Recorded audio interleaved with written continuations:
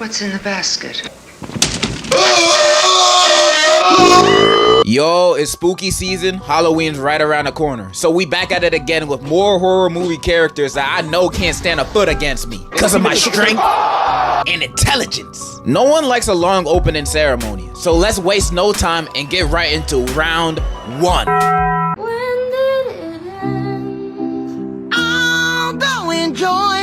Terrifier from the movie Terrifier is about Terrifier terrifying and murking random people.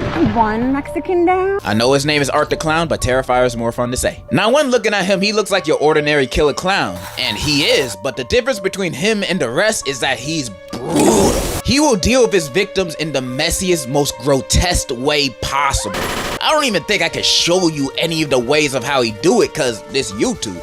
But he saws a woman in half from her poon to her head in front of her BFF. This dude crazy. However, I don't think he's all that terrifying based on my observations of him. In the first movie, when we get introduced to him, we as the audience can subtly tell that there's something different about this guy from everybody else. I don't know if you can notice, but this man's teeth is terrible. It looked like he never picked up a toothbrush a day in his life. You can tell he at least got gingivitis or mouth cancer, so that'll lower his stats in a fight against me. He technically fighting 2 battles at once. He also gets bitched by the pizza shop owner for being weird and creepy.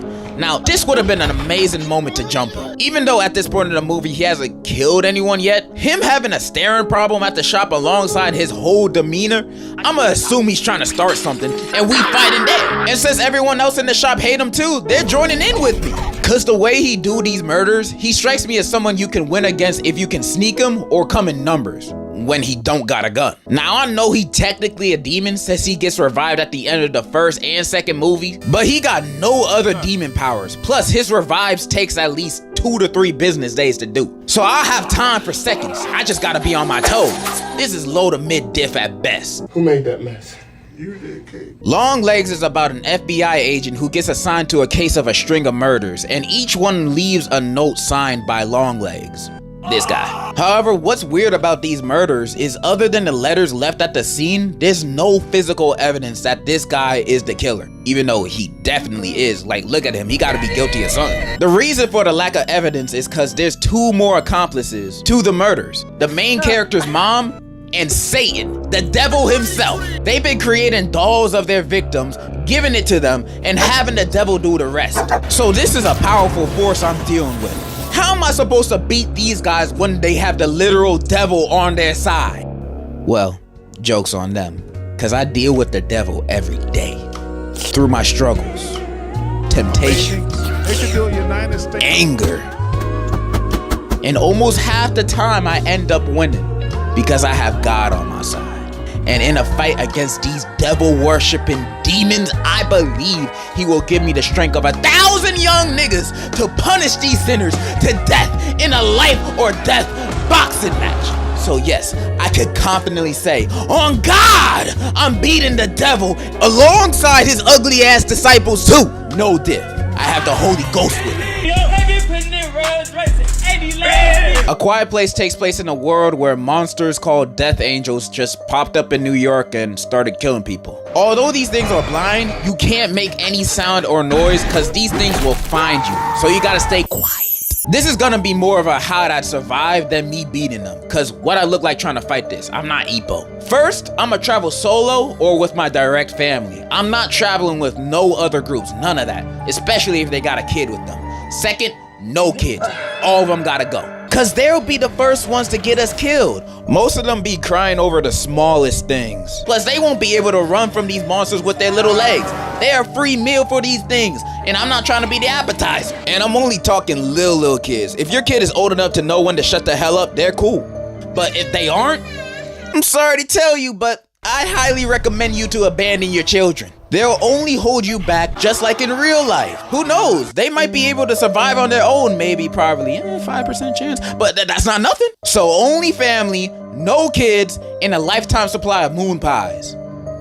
Gotta stay fed somehow. In fact, we probably don't even gotta do all that. Cause spoilers, their weakness is high pitched frequencies. So you can basically go to PetSmart and buy a dog whistle and have them beat. These guys aren't even much of a threat. They're like a little puppy that can rip you in half. When looking at them like that, they don't seem too scary no more, do they? Meaning they ain't gonna be a challenge for me. 10 out of 10, I'm surviving A Quiet Place. Wow, scream.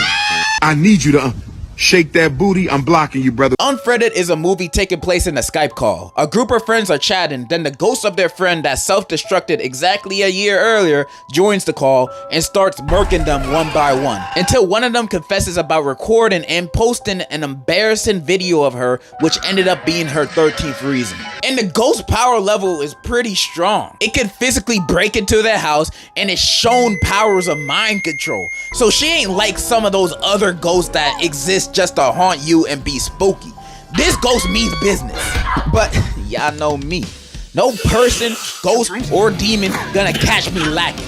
I know I can beat this ghost. The only reason these guys had a hard time with it is because these group of friends are dumber than a sack of potatoes. Although they do try calling the police once and attempt to track the ghost down as if it ain't a ghost, they don't do nothing else to fight against this ghost. They just play along with its death games. And I'm just wondering why none of these guys are leaving. Granted, the ghost said if anyone leaves the call, they die. But they can leave the house without the ghost knowing while staying in call at the same time. Everybody's screaming and distracting on there. Laura ain't gonna notice.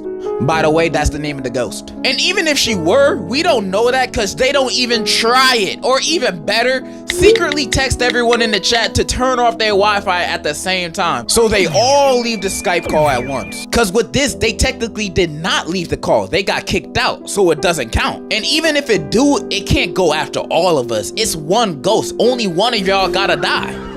Not me though. Or we could do the best option, which is to confess your sins. Cause spoilers, the main girl in the movie was the one that filmed Laura's 13th reason and posted it. And earlier in the film, when she was researching how to stop ghosts from killing you and your friends on FaceTime, the website said admitting guilt is the only way out. So all she had to do was say, yo, about the video and the bullying and me being the reason you shot yourself, my bad, like I didn't even know you were gonna do all that for real. She could have just done that, but instead she blames her friends when the ghost asked who did it, getting them killed with her still dying because the ghost knew she lied the whole time. Unbelievable. All of this bloodshed was completely avoidable. I've listed a few good options to beat this ghost and save your friends' lives at the same time. But you know what this girl does at the end of the movie instead? She goes on chat roulette, begging people to call the police for her. Now, if this is not the dumbest option, I don't know what is. Tell me, would you go on Omegle, talking to niggas from Timbuktu, begging them, please call the cops, a ghost is killing us on FaceTime? Like, why would that idea even cross your mind? These guys are so dumb in the movie. There's no saving them, but they're saving me. I am not dying in this situation, even if these were my group of friends, because I'm gonna be in that call confessing and snitching like I just received a Happy Meal at interrogation. I'm all for ride or die, but dying is always the last option for me. And if I don't have to, I ain't going to. This is a low diff ghost problem. I'm surviving.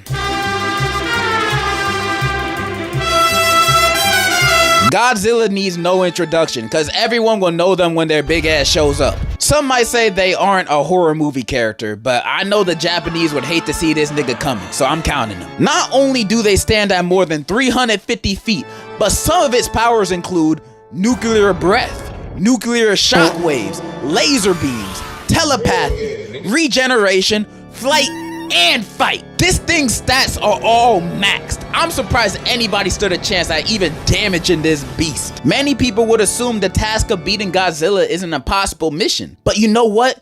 They said the same thing to Tom Cruise about his missions, and that guy has like 30 movies proving us wrong. So do I have a plan against Godzilla? Of course I do. Listen and learn. Now, fighting, military weapons, and nukes won't work on it. But you know what would? An Ava. We build a motherfucking Ava suit to beat Godzilla. These things are not only strong, they're crazy fast, or at least fast enough to dodge his lasers and hot ass breath. Plus, we've seen how crazy the Ava can be when it goes berserk. Against Godzilla, it might have a chance. Now you might ask, how the hell am I gonna get access to an Ava? And I'm telling you, if Godzilla pulled up to Myrtle Beach one day, wreaking havoc, they won't have time to think about military strategy or how unqualified I am for this task. It won't matter, because they'll see my confidence. And when me and whoever the president will be next week meet eyes, they will immediately be like, someone please get this man a suit and all of our tax money. Ava suit secured. Now all we need is someone's mom to sacrifice and merge her soul to the Ava. I vote Beyonce. I believe her soul is stronger than 1,000 suns. Beyonce! With all those requirements put together, I believe I have a pretty strong chance against Godzilla. And if the government so happens to deny my request, then we're all fucked! I'm not gonna hype myself up too much, so I would say I have like a 6, maybe 7 out of 10 chance of beating Godzilla, you know? But it has to be in the suit. With no Ava suit, pray. And there you have it, a few more horror movie characters I can beat in a match of fisticuffs. So many of them I could beat, my record would look like Floyd Mayweather's if this was real. And if you don't think I can beat serial killers, ghosts, or demons, then you're a whole different type of delusional, buddy. You don't know what I'm capable of? I don't need to prove nothing. That's all I gotta say. And in conclusion, this album is so good. Wow. Wow. Wow. Wow.